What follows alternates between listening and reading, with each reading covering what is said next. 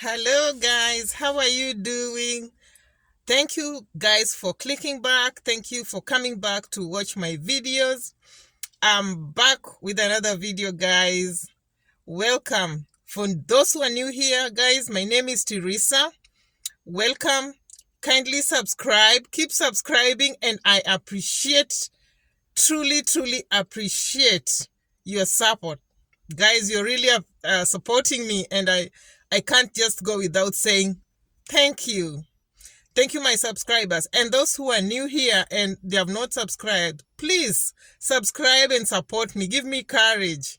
So, today's video is buying your first car in America as an immigrant. So, guys, before I go straight to the video, I want to maybe clarify something about a video I did, and it's not really clarifying. I just want to make you people comfortable, because when I did the video and I saw people texting and asking questions, I saw the panic that was going through people's mind, because I had the same panic, and it's about our children. Whenever somebody mention about your child, you feel butterflies, because we all want some good things for our children.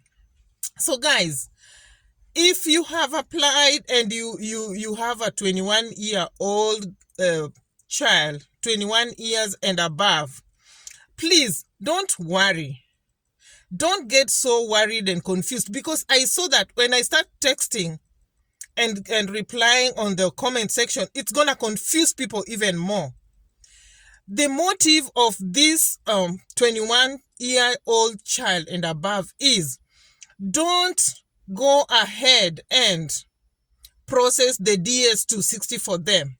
Please, don't. That's the motive.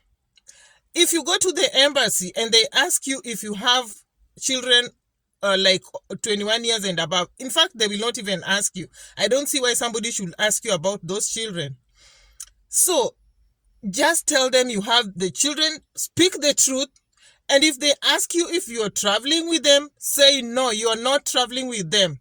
Where somebody gets caught up is when they say, yes, I'm traveling with them, and they have gone ahead and processed the DS-260 for them. Don't fix these children on the DS-260 after you win. That's the mistake that people do. So, guys, back to my video. Now, buying a car in America when you come here as an immigrant, it's not hard. But you have to know what to do. Because now you are an immigrant, you're new here, you're starting life, you want to start putting everything in place, and you want to settle down. Please, guys, I want to tell you my experience, and I want to let you know what I did. If that can work for you, well and good. Everybody has got their own way of doing things. So, what I did and what just came in, because here people buy very expensive cars when they are very, very new here. But now, when you're buying this car, think about savings. Think about buying a house. Think about going to school.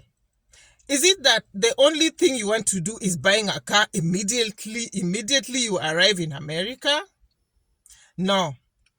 You can go, first and foremost, after you've settled, because I talked about settling in your own apartment, and now you want to start life and you don't have a car.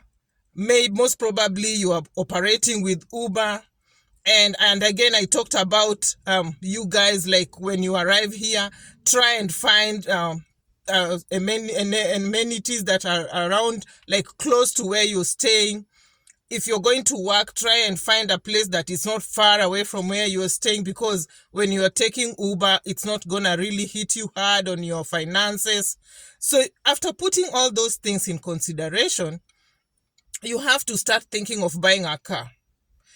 Buying a car, you have to be very wise, because when you come to America and you're new, everybody around you they are aware you're new. And most people are here and they're driving old cars and they want to pin that car on you because they want money to buy another good car. That is number one.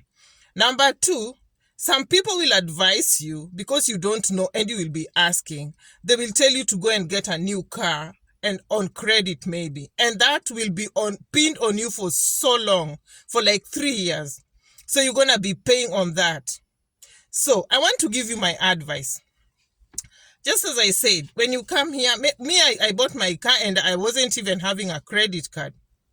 So the people, like when you come and you are living with your host, you find that sometimes you're living with your host. They're not even in a hurry to tell you to move out of their houses.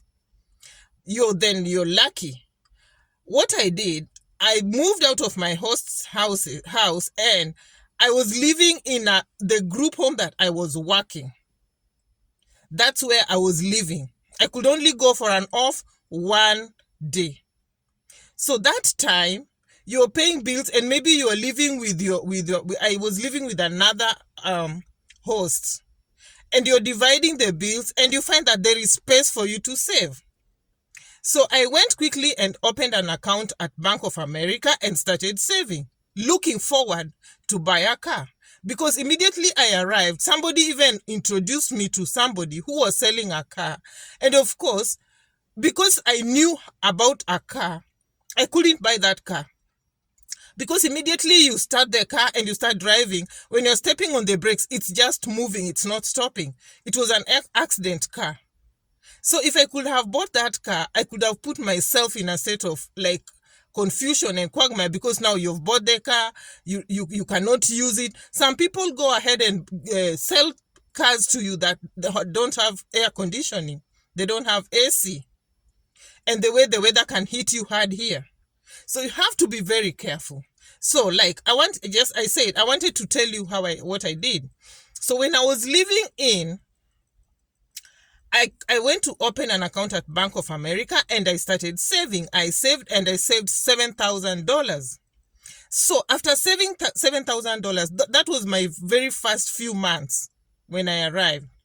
So after that, I started looking for a car, started asking people. I left alone the very first car that I was introduced to because if I was to buy, then I could have bought a car in 1 month or 2 months.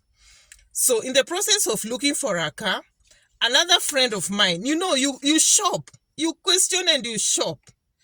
I had gotten so many references, but I did not want to go with them because you can see somebody's lying and somebody's hiding something somewhere. So I went with a friend of mine. I asked her how I'm gonna get a car, and she told me, you can go to the car dealers. Remember, at this time, you have your phone. At the car dealers, they're used car, but in very good condition. Because you find that they just want to update their cars. Like they want to sell that one and buy another one. So in that case, they'll only take it to the car dealers and then repossess it and then they're going to buy another one. So you can Google on your phone and see used cars in good condition. It's gonna bring you options, or you can just go Google near me, used cars near me. Go by yourself or go with somebody if you don't know about cars, who understands cars. At this point, even the people who are selling cars can hit you hard because everybody's looking for money. So go with somebody you trust. Let them test the car for you. Let them make sure that everything is good. Things like tires, you can update them after buying the car. Do inspection for the car and make sure it's in good condition. So with your $7,000 or maybe $5,000 or maybe $6,000, you can find a very good used car. That's time you're starting life. Don't go and buy an expensive car that will really stress you up for the rest of 3 years. And at this point, you want to go to school, you want to buy a house, you want to take care of maybe some siblings of yours you left in your country. Your mom is there, maybe looking forward to from you to to help her, and you're here, coming here, and you're getting yourself mixed up. It doesn't matter. Like here, you know what? We don't look at, in America, they don't look at cars with their registration. You get a car, even if it's used, you're going to get your registration, your own registration. It doesn't go with the numbers like in our country. It goes with the numbers. No. Here, you get your own registration. So, after buying the car, and after driving it around, and making sure that it's now in a good car. You can even get a very nice car with $3,000, $4,000, $5,000. Like, and mine have been with it for 4 years almost. And it's in good condition. I've never had a problem with it. So just know what to do. The issue here is get the knowledge. You know, if you don't, and getting the information, people are very mean with the information. So guys, I'm here to talk to you and give you the information so that when you come here, you don't get confused. Very many people come here, they get confused. They go and buy new cars. They get themselves into debt and they have not done stuff. And sometimes they go and buy an old car from a friend. And they buy cars that are not even in good condition. Okay? So now, after doing that, of course, you need to register the car. Because now, when you buy an a used car, it's on somebody else's name. So you have to register.